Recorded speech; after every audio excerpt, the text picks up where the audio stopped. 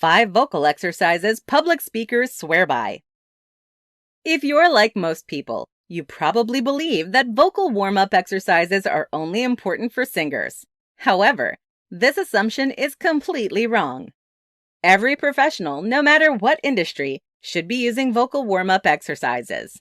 These can help you sound professional in meetings, when giving presentations, to level up your speeches.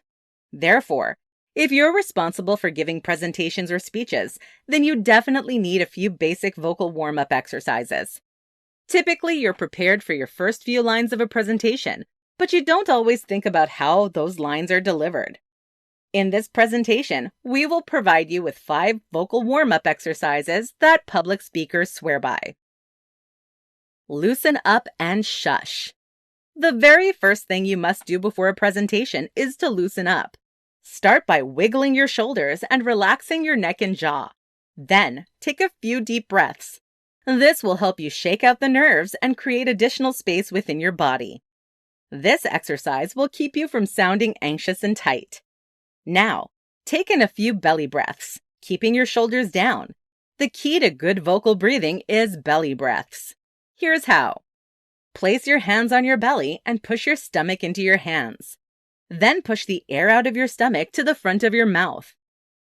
Pretend you're a teacher trying to get your class to settle down.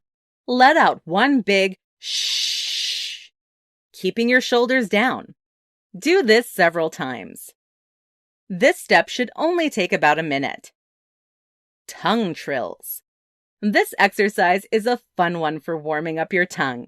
When your tongue is nice and loose, it makes it easier to get your words out when you're presenting. If you're not sure what a tongue trill is, it's when you roll your tongue in your mouth as quickly as possible. After doing a few with an even tone, try doing some with ascending and descending tones, about 5 each. Humming. One of the best ways to warm up your mouth and vocal cords is humming. This is because the vibrations created by humming loosen your vocal cords. If you're doing a morning presentation, humming is critical. Here are the basics. Start with a long and hold it as long as you can. Loosen your mouth, lips, and hum without your lips pressed together. Your jaw and cheeks should be loose as well.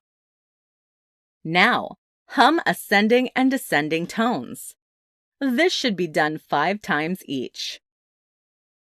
Chanting. Does the term chant make you a bit nervous? While it might feel a bit odd, it's actually the most important step to a good vocal warm-up. You're going to repeat the same 4 words over and over. Meme, mime, mome, moom. Since these words all start with the M sound, this exercise goes great right after the humming one. Therefore, as you finish up with humming, naturally transition into this one. Once again, start with an even tone and then try ascending and descending tones. Once you feel warmed up, try fluctuating tones within each word. This should be done for as long as you need to get warmed up. You'll know that you are once the sound is long and clear. When you're starting out, the sounds may be raspy or rough, but by the end, this should be cleared up. Pronunciation. The very last exercise in the vocal warm-ups is to prepare to enunciate your words or sounds.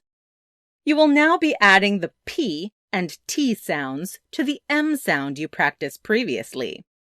You'll add the following sounds to your chant: ma, pa, ta. You will vary the length of your tones, practicing both long and short. You'll also be fluctuating your tone, descending and ascending. Then you'll try to really enunciate the sounds, opening wide for the A sounds, which should be done 5 to 10 times. Conclusion. These exercises should only take you about 5 minutes to complete. If you're short on time, you can step into the bathroom before your presentation and do a quick version. If you have a commute to get to where you're going to do your presentation, you can do a longer version in the car.